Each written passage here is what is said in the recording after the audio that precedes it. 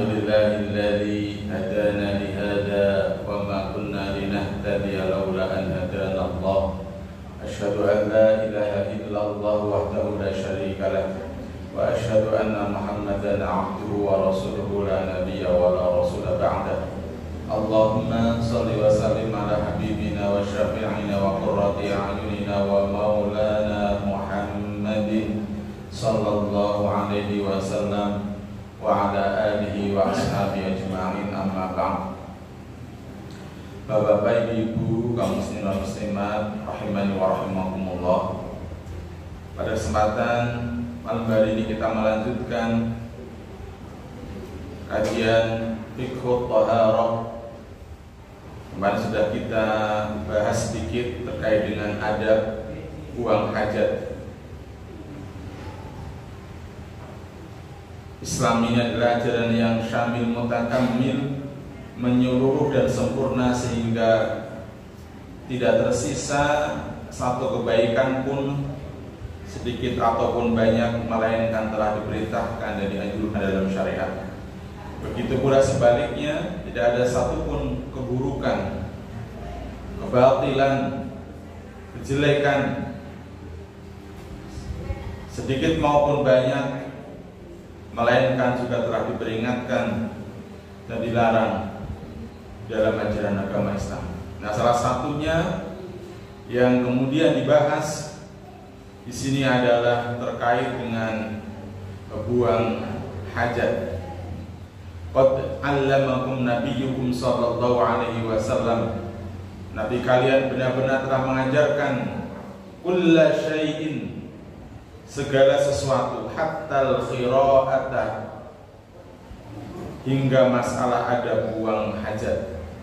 Wa qala Salman, kemudian Salman pun berkata, ajal, benar, nahana an nastaqbilal qiblah bi ghaitin aw baulin. Beliau Rasulullah sallallahu alaihi wasallam telah melarang kami menghadap kiblat ketika buang air besar maupun kecil. Nah, adab yang pertama adalah membaca basmalah dan ta'awudz. Jadi ketika kita akan masuk ke toilet, maka bacalah basmalah dan ta'awudz. Dalilnya adalah Nabi sallallahu alaihi wasallam bersabda, satru ma baina a'yunil jinni wa awrati bani adam idza dakhala ahaduhumul khala'a ayyaqula bismillah.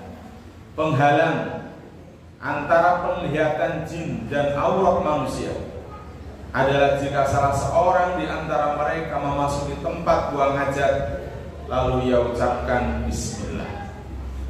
Ketika kita masuk ke kamar mandi atau toilet kemudian kita ucapkan basmalah, maka jin itu tidak bisa melihat aurat kita. Kemudian dalil yang kedua adalah dari Anas bin Malik, beliau mengatakan kana Nabi sallallahu alaihi wasallam idza dakhala al-khala'a qala Allahumma inni a'udzubika minal khubuthi wal khaba'ith. Rasulullah sallallahu alaihi wasallam ketika memasuki jamban, memasuki toilet, beliau mengucapkan Allahumma inni a'udzubika minal khubuthi wal khaba'ith. Ya Allah, aku berlindung kepadamu dari setan laki-laki dan setan perempuan. Ini juga menunjukkan bahwa setan itu ada jenis kelaminnya. Ada laki-laki dan ada perempuan, dan mereka beranak pinak. Dia melakukan rumah tangga, kemudian akhirnya memiliki anak dan seterusnya. Nah, kita diperintahkan oleh Rasulullah untuk minta perlindungan, dijaga dari gangguan setan laki-laki maupun setan perempuan. Misalnya udah hafal ini, ayo kita baca bersama-sama, ya tambah hafal. Allahumma inni, ayo bersama-sama. Allahumma inni a'udzubika minal khubuthi wal khabaithi. Allahumma inni a'udzubika minal khubuthi wal khabaithi. Salah hafal nggih? Nah, silahkan dibaca doa ini ketika akan masuk ke toilet, ya, ke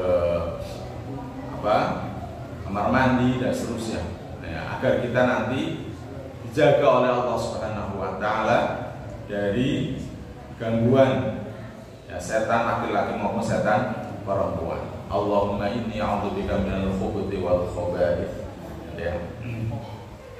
Kemudian yang selanjutnya adalah menutup diri dan menjauh dari manusia. Ya. Menutup diri dan menjauh dari manusia. Dalilnya dari Jabir bin Abdullah radhiyallahu anhu, beliau berkata, "Kharajna ma'a Rasulullah sallallahu alaihi wasallam fi safarin. Wa kana Rasulullah sallallahu alaihi wasallam la ya'til baraza hatta yataghayyaba fala yura." Kami pernah keluar bersama Rasulullah sallallahu alaihi wasallam dalam suatu safar, perjalanan. Beliau tidak menunaikan hajatnya di daerah terbuka, jadi tidak di lapangan atau dilihat oleh orang lain. Jadi di sawah atau di tempat yang intinya terlihat oleh orang lain, atau di jalan atau di mana. Namun beliau pergi ke tempat yang jauh sampai tidak nampak dan tidak terlihat. Jadi kalau banyak di tempat yang di situ ternyata tidak ada toilet yang tertutup, maka silahkan mencari tempat yang jauh dan tidak dilihat oleh orang lain. Di zaman saya kecil itu, mohon maaf, di tempat saya itu kayak gitu. Jadi tidak ada satupun orang yang punya toilet memang. Jadi ya sudah di sungai gitu lah, selokan air. Kalau habis buka itu berjejer. Zaman dulu ya gitu emang. Iya. Mandi itu juga sama, di pancuran gitu ya, di sendang misalnya kalau sini itu ya. Ya itu gantian. Gak ada emang satupun orang punya kamar mandi, itu nggak ada. Ya. Toilet nggak ada satupun. Dulu kami waktu saya kecil sampai SMA. Ya, tapi setelah itu alhamdulillah sekarang sudah banyak yang punya. Nah, kalau yang nggak punya berarti ya wis di kamar mandi masjid, gitu ya. Kalau nggak ya masih di sungai-sungai, gitu ya, di selokan-selokan air, nah, gitu. Dulu ya gitu. Jadi kalau bar maghrib sudah obor dewe-dewe, ono wis baris nanti. Selokan air gitu ya. Ya, saluran irigasi ya gitu itu. Menurutku jenenge wangan. Wangan itu selokan air. Itu ya gitu itu. Nah, pokoknya intinya kalau sekarang sudah paham, ya boleh tempat yang tidak terlihat oleh orang lain. Kalau umpamanya tidak di dalam kamar mandi atau toilet yang tertutup. Ya, biasanya mungkin bapak-bapak, ibu yang di sawah. Arep mulih kan di waduh umpamanya. Ya wis boleh ngono tempat sing tertutup. Intinya begitu. Ya. Jangan dilihat oleh orang lain. Kemudian tidak membawa benda apapun yang ada nama Allah. Allah Ta'ala berfirman, "Dzalika wa may yu'azzim sya'airallah fa innaha min taqwal qulub." Demikianlah perintah Allah, dan barang siapa melawan syiar-syiar Allah, maksudnya itu timbul dari ketakwaan hati. Nah, salah satunya adalah terkait dengan tulisan-tulisan yang ada lafaz Allahnya. Gitu ya. Kan Nabi sallallahu alaihi wasallam idza dakhala al-khala'a wada'a khatamahu. Rasulullah sallallahu alaihi wasallam biasa ketika memasuki kamar mandi beliau meletakkan cincinnya, karena cincinnya ada tulisannya seperti ini. Ya. Muhammad Rasulullah. Ada lafaz Allah. Jadi kalau ada lafaz yang diagungkan, umpamanya ada Al-Qur'annya gitu ya. Ada lafaz Allah, itu ada kalimat atau mungkin Asmaul Husna kan juga nama-nama Allah. Maka itu jangan dibawa ke kamar mandi. Ya. Jangan dibawa ke kamar mandi. Maka silakan diletakkan di luar. Ya. Masuk bawa tas yang isinya Al-Qur'an. Ya. Diletakkan di luar. Kecuali memang tidak ada tempat penitipan. Khawatir kalau ditahan di luar hilang, itu berarti darurat. Ya. Termasuk di sini adalah ketika kita punya HP, handphone, ada deringnya, kalau bisa jangan ada dering yang bacaan Al-Quran atau sholawat dan lain sebagainya. Karena itu adalah kalimat-kalimat yang menjadi bagian dari syiar Allah Subhanahu wa Ta'ala. Kalimat-kalimat yang diagungkan, kalimat-kalimat yang mulia. Karena khawatir begitu lagi di toilet, kemudian berbunyi membaca Al-Quran, maka tidak boleh. Atau nanti ketika menutupnya itu tidak tepat. Nah, ya, jadi bukan gaya-gayaan, mengkhawatir aja kayak gitu, nggak boleh. Karena nanti begitu diangkat kan berarti berhenti. Nah, berhentinya itu merusak artinya. Makanya kalau la ilaha berhenti, artinya kan jadi ateis tuh. La ilaha tidak ada Tuhan, kan jadinya begitu. Berhenti di situ masalahnya. Padahal masih ada sambungannya illallah, kecuali Allah, dan seterusnya gitu. Jadi kalau umpamanya punya HP, kalau sekarang punya HP semua, dan ada dindingnya yang lain saja, tidak usah ada dinding ayat-ayat Al-Quran atau kalimat-kalimat thayyibah yang nantinya ketika memutus, umpamanya mengangkat itu, kemudian bisa menimbulkan artinya menjadi tidak benar, tidak tepat. Atau tadi ketika di kamar mandi, di toilet malah berbunyi. Itu ini ya. Ini karena kalimat yang agung, kalimat yang mulia. Jadi kalau umpamanya ibu punya kalung, nah bandulnya kalau ada tulisan lafaz Allah, begitu kan kadang itu pengen keren, pesen itu yang ada tulisan lafaz Allahnya, lafaz Muhammad Rasulullah umpamanya. Maka kalau ke kamar mandi, toilet, maka jangan dibawa. Termasuk mohon maaf ketika berhubungan suami istri, jangan dipakai cincin yang ada tulisan lafaz Allahnya itu tadi itu ya, atau bandul kalungnya itu jangan dipakai. Itu ini untuk apa namanya kehati-hatian, maka sebaiknya itu tidak membawanya ya, atau tidak memiliki nggak apa-apa. Tapi kalau punya ya sebenarnya tadi syaratnya ketika kamar mandi, toilet jangan dipakai gitu aja. Gitu ya. Dan cukup repot, intinya cukup repot. Gitu ya. Tapi tidak dilarang, nggak punya, boleh asalkan jangan dibawa ke toilet tadi itu. Kemudian yang selanjutnya adalah masuk dengan kaki dan keluar dengan kaki kanan. Karena Nabi Shallallahu Alaihi Wasallam yu'jibu tayammunu fi tana'ulihi wa tarajjulihi wa tuhuri wa fi sya'nihi kullih. Nabi Shallallahu Alaihi Wasallam lebih suka mendahulukan yang kanan ketika memakai sandal, menyisir rambut, ketika bersuci, dan dalam setiap perkara yang baik-baik. Sunnah hukumnya dalam hal-hal yang baik itu mendahulukan yang kanan.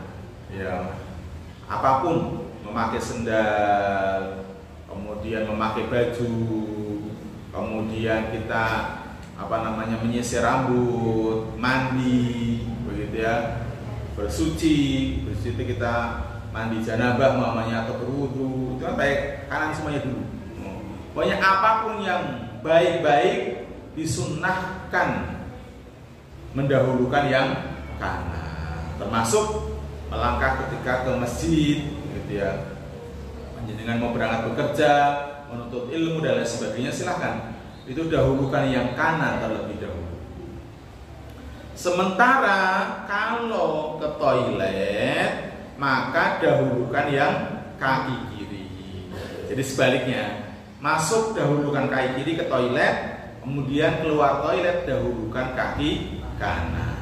Jadi kebalikannya. Tapi kalau masjid, masuk masjid dahulukan kaki kanan ketika masuk, ketika keluar maka dahulukan kaki kiri. Jadi kebaikannya, gitu ya. Jangan sampai bingung atau salah, gitu ya. Atau barangkali bisa pernah tak pikir menurut.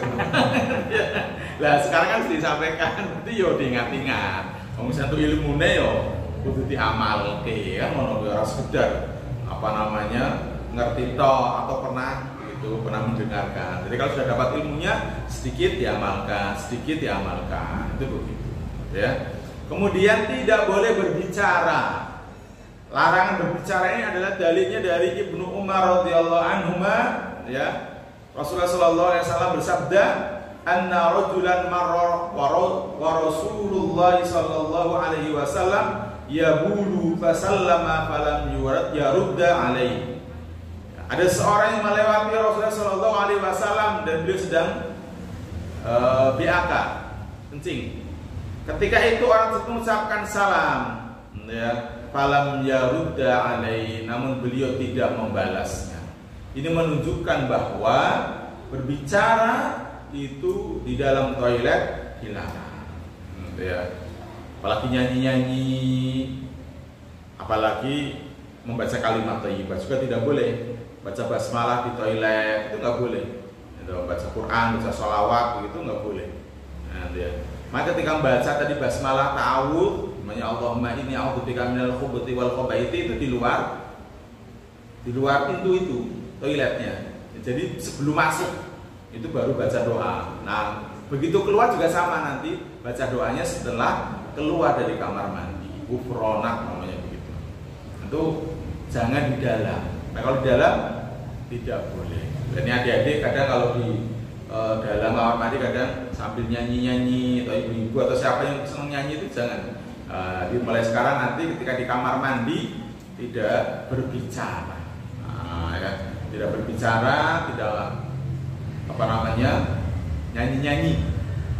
Ya, gitu. Termasuk tadi menjawab salam hukumnya wajib janjane. Itu juga tidak boleh karena Rasulullah itu diberi salam sementara Rasulullah SAW sedang BAK, maka falam yarudda alaihi, Rasulullah tidak menjawab atau membalas. Karena posisinya sedang berada di kamar mandi atau toilet, gitu gitu. Kemudian yang selanjutnya adalah tidak menghadap kiblat atau membelakanginya. Dari Abu Ayyub Al-Ansari, Nabi Shallallahu Alaihi Wasallam bersabda, "Idza ataitumul ghadita falam tastaqbilul kiblah." Jika kalian mendatangi jamban, mendatangi toilet, fala tastaqbilul kiblah, maka janganlah kalian menghadap kiblat. Wala tastadbiruha, dan juga tidak membelakanginya. Jadi tidak boleh menghadap kiblat, juga tidak boleh membelakangi kiblat. Berarti yang boleh apa? Menghadap utara selatan. Nah, ya. Jadi menghadap timur yang nggak boleh, menghadap ke barat juga tidak boleh. Jadi menghadap kiblat, ya. Kalau di kita kan kiblat itu sebelah barat, jadi kan barat dan timur. Tapi kalau banyak orang yang negaranya, rumahnya di sebelah selatan Ka'bah, berarti ya tidak boleh menghadap utara selatan, kan gitu. Kan tergantung negaranya. Nah, Indonesia itu kan negara kita berada di timur Ka'bah, Mekah. Nah, maka baratnya kita itu kiblatnya itu. Maka ketika membuat toilet diusahakan, gitu ya, diusahakan itu tidak menghadap kiblat atau membelakangi. Nah, kalau di sini kok malah disuruh menghadap ke arah timur dan barat, karena posisinya beliau sedang berada di sebelah selatan atau utara. Qala Abu Ayyub faqadimna Syam fawajadna marahidha buniyat qibalal qiblah fananharifu wa nastaghfirullah ta'ala. Jadi setelah itu ya langsung fananharifu, langsung balik begitu. Kemudian istighfar wa nastaghfirullah, mohon ampun kepada Allah Subhanahu wa taala. Jadi kalau para sahabat-sahabat zaman dahulu itu ketika melakukan suatu kesalahan dan diingatkan tuh langsung kemudian dia ganti dengannya lebih baik begitu, melaksanakan perintahnya tadi itu. Kemudian setelah itu istighfar, mohon ampun kepada Allah Subhanahu wa taala, bukan banyak alasan. Nah, jadi itu sebaiknya kalau ada dalil yang jelas, orang akan alasan. Nah, lakukan sudah selesai gitu itu ya. Ini yang benar itu begitu ya. Nah, para sahabat tuh begitu biasa. Ketika ada perintah ya udah langsung. Soalnya ketika kiblat pertama itu kan menghadap Palestina. Ya. Palestina itu berada di sebelah apa waktu itu? Pokoknya membelakangi arah Ka'bah. Maka ketika sedang sholat dan turun ayat bahwa arah kiblatnya sekarang ganti ke Masjidil Haram, ke Ka'bah, maka langsung putar balik kanan. Dan langsung saat itu juga, bukan ongkos sih, lah ngopo toh, nggak ada itu alasan-alasan gitu. Udah langsung lakukan. Begitu turun ayat terkait dengan hijab, jilbab, kerudung, namanya gitu, menutup aurat, maka saat itu juga perempuan-perempuan yang ada dimanapun segera menutup aurat. Dapatnya serbet ya serbet, langsung digunakan untuk menutupi rambutnya. Dapatnya itu mamanya karung ya karung digunakan, plastik ya plastik digunakan. Dapatnya itu daun-daun digunakan untuk menutup. Saat itu juga bukan bahkan mengkawai sana rumah. Sini nggak ada kain, nggak ada, langsung aja. Itu para sahabat dan sahabiah itu luar biasa. Ya suratul istijabah, cepat sekali menjawab perintah dari Allah Subhanahu wa taala, langsung dilaksanakan saat itu. Dan kemudian istighfar mohon ampun kepada Allah Subhanahu wa taala. Nah ini yang dimaksud dengan hadaplah arah barat dan timur adalah ketika kondisinya di Madinah. Namun kalau kita berada di Indonesia, maka berdasarkan hadis ini kita dilarang buang hajat yang menghadap arah barat gitu atau membelakangi. Ya ini apa namanya Indonesia, petanya situ dan baratnya itu ada negara Arab. Negara Arabnya ini petanya putih itu ya, jadi tulisannya nggak kelihatan ya. Jadi intinya tidak menghadap atau membelakangi kiblat. Ya. Terutama lagi itu adalah ketika berada di tempat yang lapang, tidak ada temboknya, tidak ada penghalangnya. Ya. Ada sebagian kalau sudah dibuat dan tidak memungkinkan lagi untuk direnovasi ya sudah. Yang penting ada penghalangnya, ada apa namanya temboknya begitu.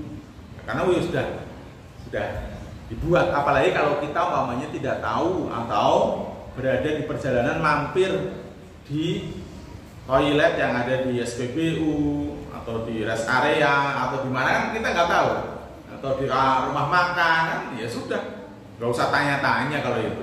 Jadi madhabnya kemana nih toiletnya, nggak usah tanya kan gak ribut, ya udah lakukan aja kalau itu ya.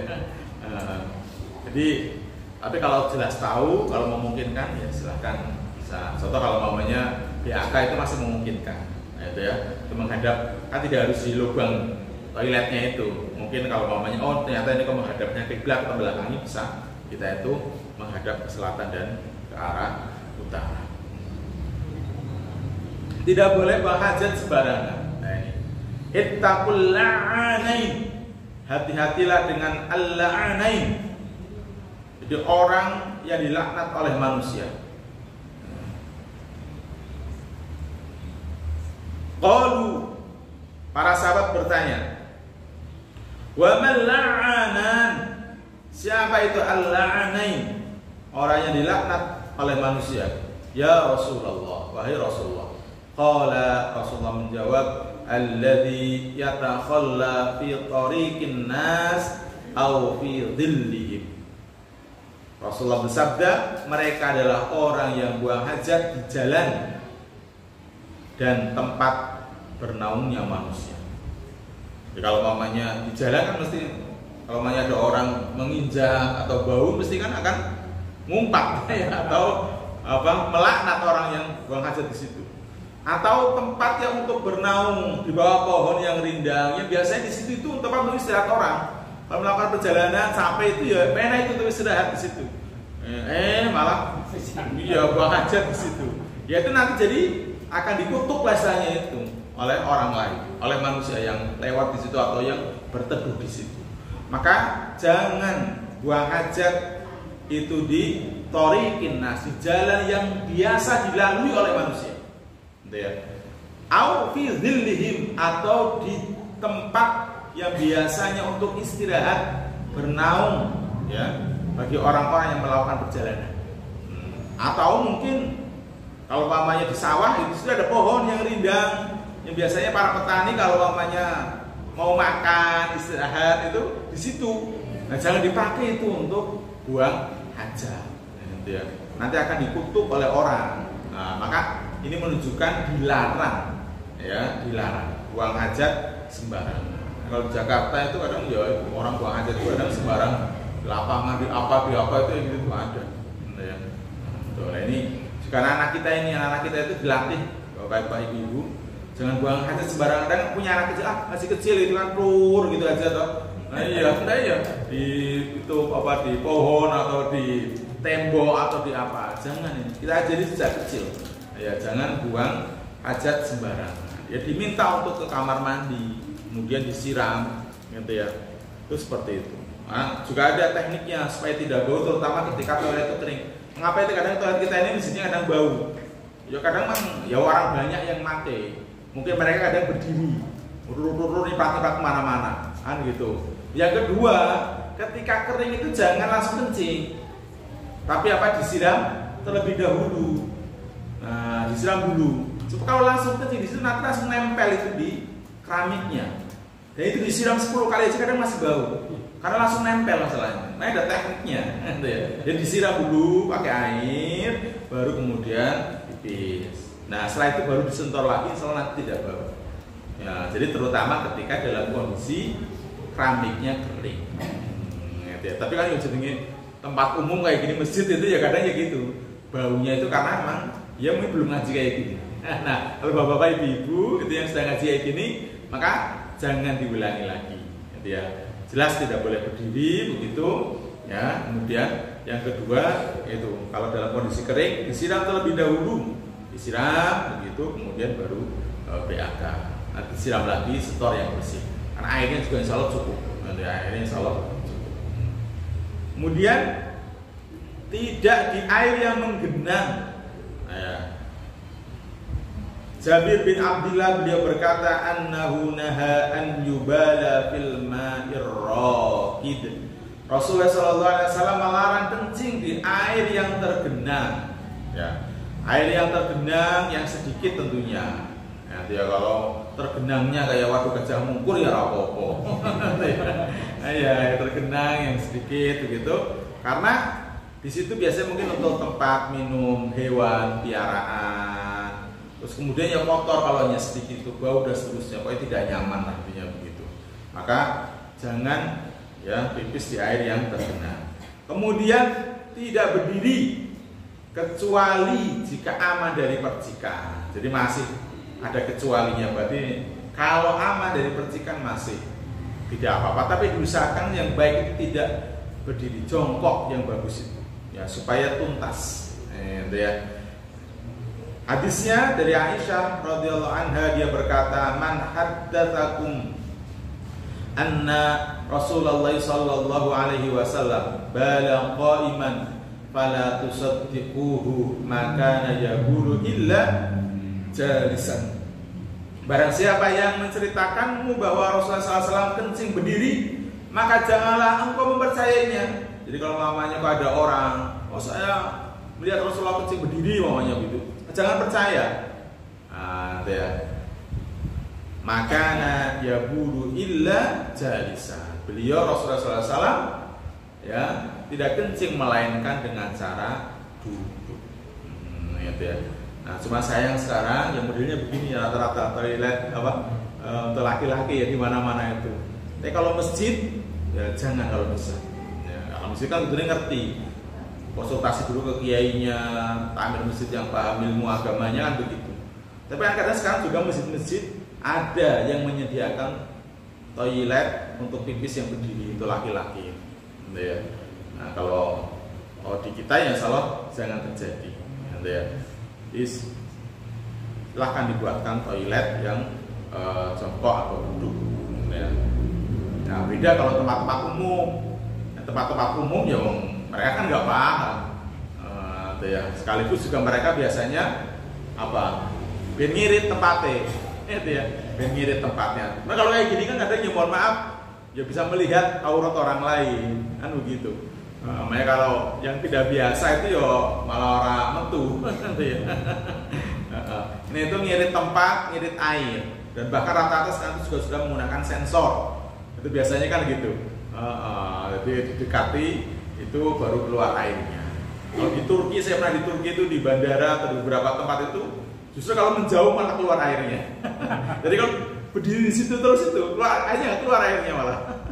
Kalau menjauh malah baru sor airnya begitu ya. Itu ya emang sensornya sendiri-sendiri. Nah sekarang di mana-mana itu begitu pakai sensor, terutama di daerah-daerah negara-negara yang air itu mahal. Airnya itu harus melalui proses suling begitu dengan air laut maunya mahal. Nah di kita itu kan air melimpah, jadi kadang sampai boros ya. Sebenarnya emang tidak boleh boros air itu walaupun airnya melimpah. Apa saudara kita di Gaza itu kan boleh air aja sudah nggak bisa sana itu. Ya air itu nggak bisa, mau diminum aja air somberan sana itu.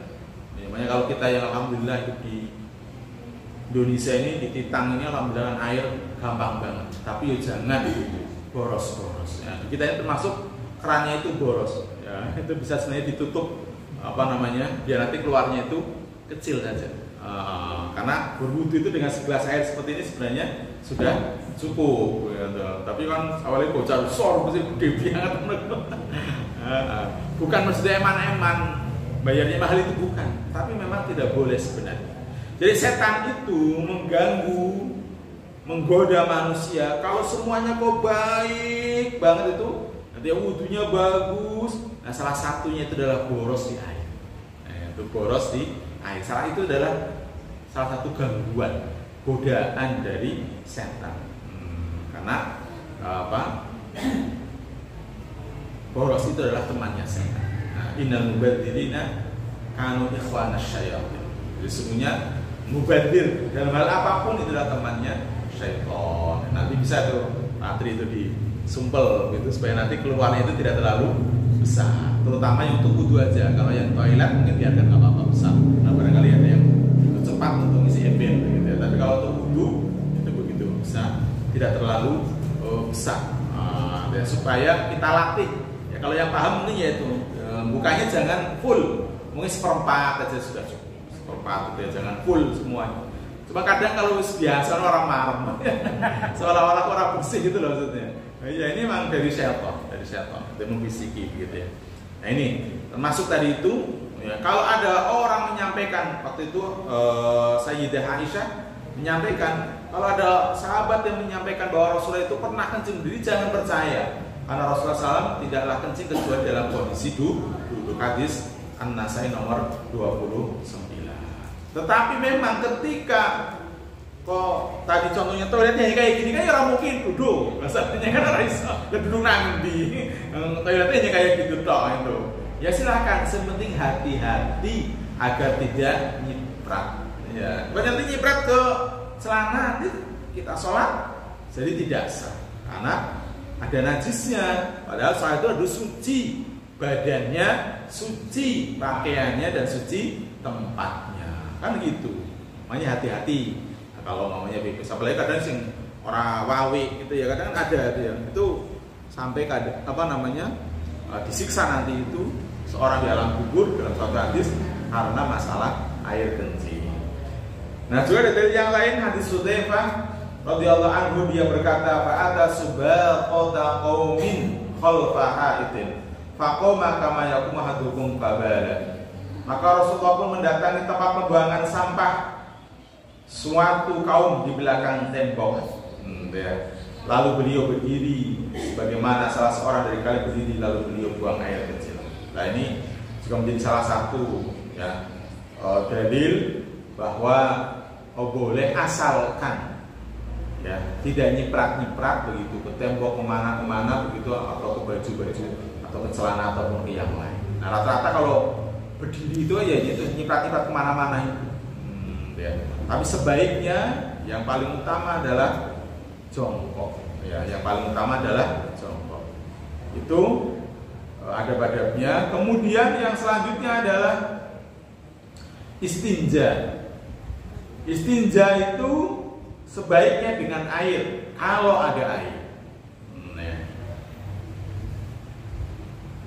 Dalam hadis dari Anas bin Malik beliau mengatakan karena Nabi Shallallahu Alaihi Wasallam idza kharaja li hajatihi aji'u ana wa gulamun ma'ana idawatun min ma'in yakni yastanji bihi. Ketika Nabi Shallallahu Alaihi Wasallam keluar untuk buang hajat, aku dan anak sebaya denganku ya, datang membawa seember air, lalu beliau beristinja dengannya. Istinja dalam bahasa Indonesianya itu yo bersih tadi, cepok lah kemana bahasa kita itu. Jadi yang utama itu dengan air jika ada air. Nah itu ya. Nah sekarang itu kalau Singapura kalau nggak salah itu sekarang sudah tidak ada toilet yang ada di fasilitas umum itu pakai air, pakai tisu. Orang Indonesia orang biasa ngono kuwi. Orang cocok ini ya begitu. Jadi di bandara, pokoknya di tempat-tempat fasilitas umum itu tidak ada air. Adanya isu. Nah, kalau kita yang nggak biasa kan ya mestinya orang cocok lah gitu aja lah. Ya, cocok gitu ya. Mana wis ora sama ning rono ini mah wae. Tidak memegang kemaluan dengan tangan kanan. Nah, adabnya ini tidak memegang kemaluan dengan tangan kanan. Ya, dalilnya Rasulullah SAW bersabda, "Idza syariba ahadukum fala yatanaffas fil ina." Jika salah seorang di antara kalian minum, jangan ia bernafas di dalam bejana. Nah, jadi ini salah satu adab kalau minum itu jangan bernafas. Ya, minum gitu aja sekali, nanti ulangi lagi dan seterusnya. Termasuk adalah tidak meniup. Jadi kalau maunya panas itu makan apa yang panas, minum panas itu jangan ditiup-tiup. Gitu ya. Karena nanti penyakitnya, kuman, bakteri akan ke situ dan kemudian akan kita telan. Gitu ya. Jadi jangan ditiup. Ini makan atau minum yang panas. Nah, ya. Wa idza atal khala'a fala yamassa dzakarahu bi yaminihi. Jika ia buang hajat, janganlah ia memegang kemaluannya dengan tangan kanannya. Wala yatamassah bi yaminihi. Janganlah pula ia beristinja dengan tangan kanannya. Jadi kalau tidak ada uzur, maka dengan tangan kiri. Jangan pakai tangan kanan. Nanti ya, termasuk megang, termasuk cebok gitu. Kecuali uzur itu contoh tangannya sakit, tangan kirinya yang jenis uzur, kalau itu kan nggak usah dibahas. Gitu ya. Nah, kalau itu ada sebab kalau itu ya. Jadi kalau tidak ada sebab, jangan pakai tangan kanan. Jadi beristinja, bersih atau pakai tangan kanan terus makan, ya biasa. Ya, pokoknya pakai tangan kiri, habisnya Bukhari maupun Muslim ada semuanya ya. Kemudian menghilangkan was-was. Ini saya percepat. Nah, ini tinggal 3 slide lagi. Ya. Ibnu Abbas mengatakan anna Nabi sallallahu alaihi wasallam tawadda'a marratan wa nadhaha farjahu. Nabi sallallahu alaihi wasallam berwudu dengan satu kali membasuh. Lalu setelah itu baru membersihkan kemaluannya. Jadi kalau mamanya 1, 2, 3 kali bersih sudah dibaca. Bersama itu bisa orang itu bisa kadang gitu. Kalau seember teh begini. Jangan. Jadi kalau itu sudah enggak usah. Was-was ini masih kotor lagi apa tidak, enggak usah. Kemudian mengucapkan ghufrana, karena Nabi sallallahu alaihi wasallam kana idza kharaja minal ghaib qala ghufrana. Doanya ketika selesai buang hajat dari toilet baca apa? Ghufrana. Itu gampang banget. Iya. Aku mohon ampun kepadamu ya Allah. Kalau apa namanya pakai doa yang lain ya boleh. Ya. Kalau maunya hafal. Contoh namanya doa yang lain, alhamdulillahilladzi azhaba 'anil adza wa 'afa. Ya. Aku apa namanya alhamdulillah itu apa? Segala puji bagi Allah yang telah membuang segala penyakit dariku dan menyehatkanku. Karena tadi kalau tidak bisa kencing, tidak bisa BAB, ya kan penyakit jadinya. Makanya kita bersyukur memuji Allah Subhanahu wa taala yang telah menghilangkan semua penyakit dan kemudian telah menyehatkan. Atau cukup dengan ini singkat apa? Ghufrana. Nah, jadi langahkan kaki kanan, kemudian di luar toilet ucapkan ghufrana. Aku mohon ampun kepadamu. Kenapa? Kok pakai doa itu ya Allah aku mohon ampun kepadamu? Karena memang banyak dosa yang kita lakukan. Kemudian yang kedua, ketika di toilet tadi kita tidak bisa berzikir kepada Allah Subhanahu wa taala. Sehingga kemudian kita mohon ampun kepada Allah Subhanahu wa taala. Apalagi kalau situ sambil menghayal merokok neko-neko macam-macam itu. Makanya setelah keluar itu mohon ampun kepada Allah Subhanahu wa taala. Mungkin itu aja Bapak-bapak, Ibu rahimani wa rahimakumullah. Dan bermanfaat, insyaallah pekan depan kita lanjutkan ke bab yang lainnya. Assalamualaikum warahmatullahi wabarakatuh. Waalaikumsalam warahmatullahi wabarakatuh.